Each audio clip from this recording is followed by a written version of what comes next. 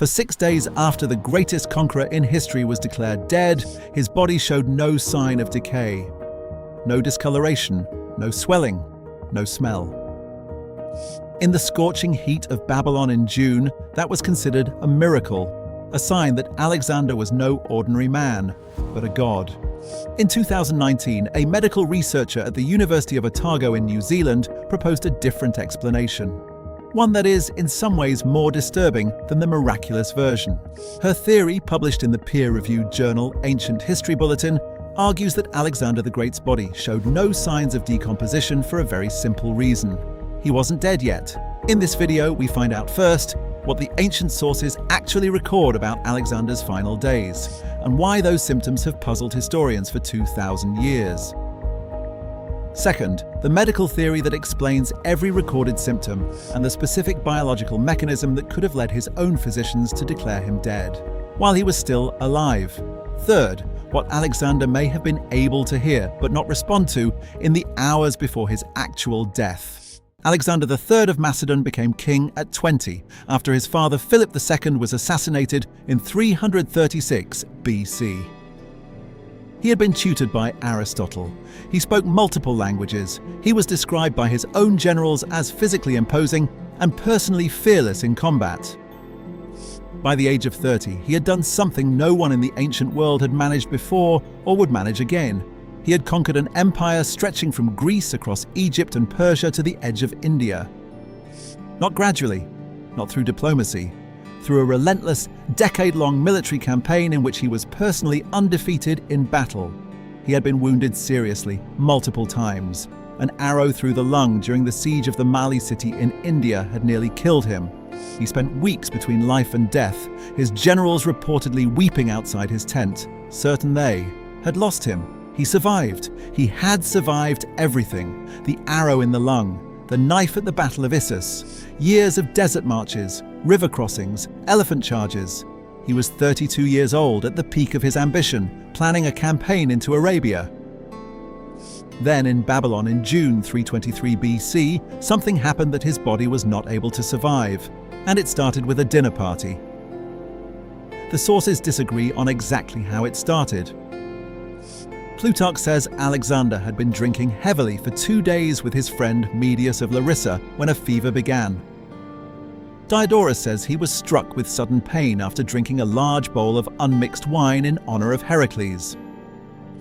A contemporary Babylonian astronomical diary, an independent non-Greek source, records his death between the evening of June 10th and the evening of June 11th, 323 BC.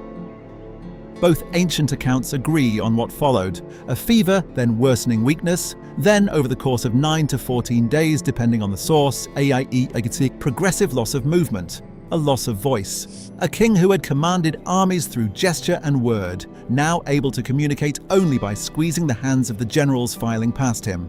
Plutarch records that Alexander's soldiers, anxious about his condition, were granted the right to file past him, and that he silently waved at each of them as they passed. That image, the greatest conqueror in history, speechless, motionless, acknowledging his men one by one with what movement he had left, is documented across multiple ancient sources. It is one of the most certain facts in the historical record of his death. What happened next is one of the most debated questions in the history of medicine. But here is the detail the ancient sources agree on, the one that none of the standard explanations have satisfactorily accounted for. After Alexander was declared dead, his body remained in a Babylonian palace in the summer heat for 6 days and showed no signs of decomposition whatsoever. What comes next is where 2,000 years of received history starts to crack.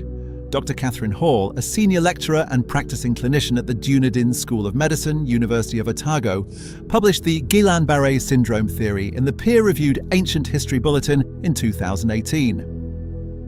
GBS is a rare autoimmune disorder in which the body's own immune system mistakenly attacks the peripheral nerves. The characteristic result is a progressive, symmetrical, ascending paralysis. It starts in the extremities and works upward. In severe cases, it paralyzes the respiratory muscles entirely. Hall proposes that Alexander contracted a Campylobacter pylori infection, probably from contaminated food or water, which triggered GBS. Campylobacter is the most frequent cause of GBS worldwide, and GBS incidence rates are documented to be higher in modern Iraq, where ancient Babylon was located.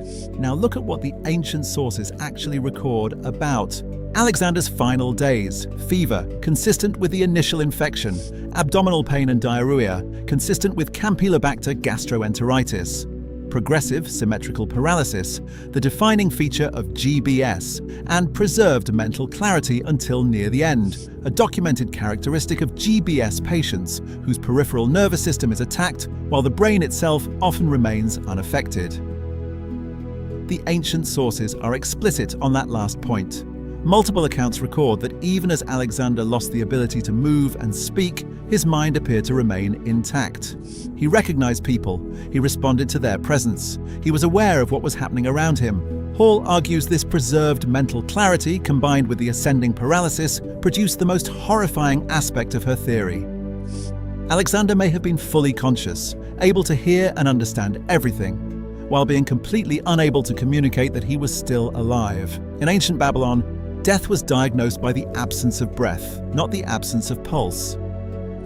GBS in its most severe form paralyzes the chest muscles, reducing breathing to shallow, barely perceptible movements. The physicians examining Alexander, the best available in the ancient world, would have checked for visible breath. With severely paralyzed chest muscles, there might have been essentially nothing to detect. The 6-day absence of decomposition is recorded across multiple ancient sources. Plutarch writes that Alexander's body remained pure and fresh, with no sign of destructive influence for the days it lay before being prepared for burial. Modern human bodies begin to change visibly within hours of death.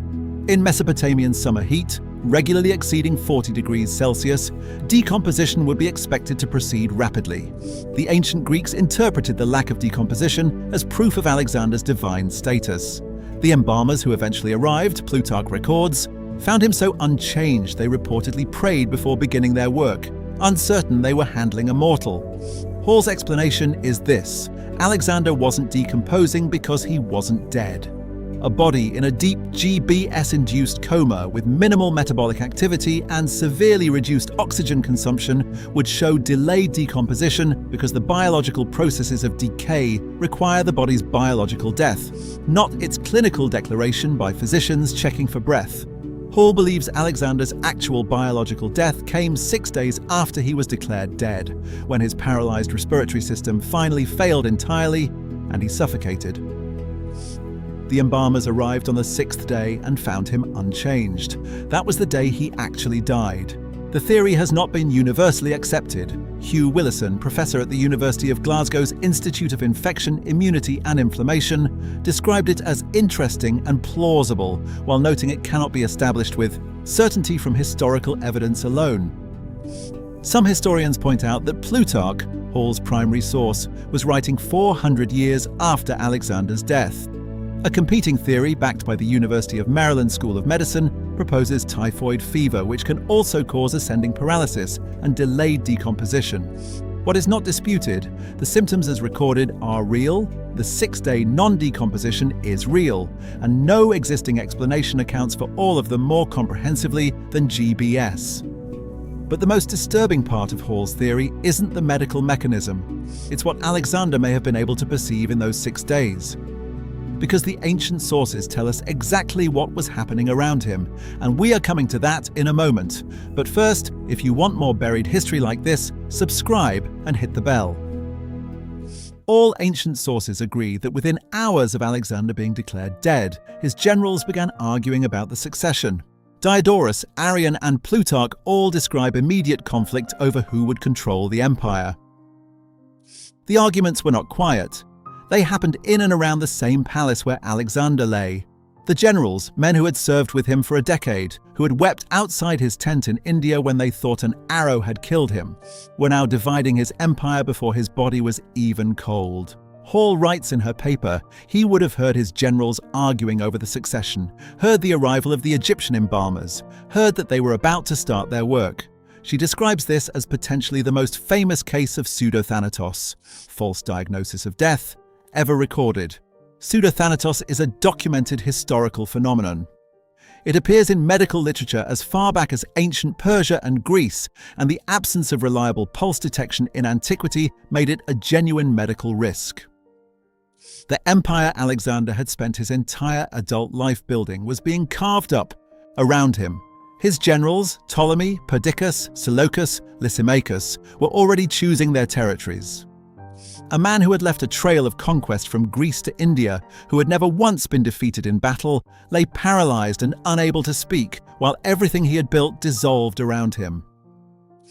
We do not know if he was conscious. Hall's theory suggests he may have been. The ancient sources cannot tell us. What they tell us is that his expression, when the embalmers eventually arrived 6 days later, showed no change from the living king they had known. Here is what the totality of the evidence suggests, held carefully at the level of probability rather than certainty.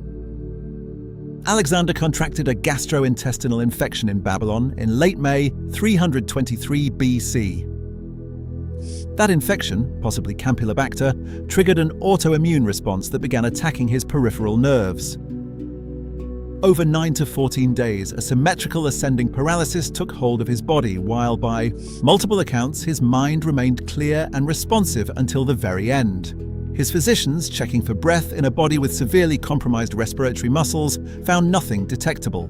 They declared him dead. His body was placed in the palace. His generals began arguing over his empire.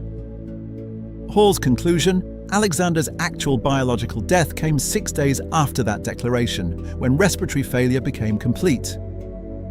In a cruel irony, the conqueror who had faced death on dozens of battlefields and survived every time may have met his actual end, not from a wound or a poison, but from the imperceptible collapse of the immune system, and died alone, in silence, while the world moved on around him. Alexander was 32 years old. The empire he left had no stable succession plan. Within 40 years of his death, it had fractured into at least 4 competing kingdoms. His only son, Alexander IV, was murdered in childhood. His generals fought each other for 20 years. The Babylonian astronomical diary that recorded his death noted simply, "The king is dead." It mentioned cloudy skies. It moved on to the next entry. The ancient Greeks decided Alexander's uncorrupted body proved he was a god. That story served the political interests of every general who wanted to claim his legacy. The 2019 medical theory offers something less comforting and more human. It suggests that Alexander's physicians, the best available in the ancient world using the best diagnostic tools they had, made a mistake that was entirely understandable by the standards of their era. They checked for breath. There was none they could detect. They declared him dead. They were wrong. Hall describes this as the most famous case of pseudothanatos in history. She may be right, and whether or not her specific diagnosis is ever confirmed, which it cannot be, without remains. What she has done is restore something to Alexander's story that the divine narrative had removed. The possibility that he died as a human being, in circumstances that were ordinary in their cruelty. He built one of the largest empires in history. He was never defeated. And if Catherine Hall is right, the one thing that finally stopped him was his own immune system, attacking his own nerves in a palace in Babylon, while his generals argued over who got to divide the world he had conquered. Tell me in the comments, do you think Alexander was buried alive? And leave a like and subscribe for more buried history.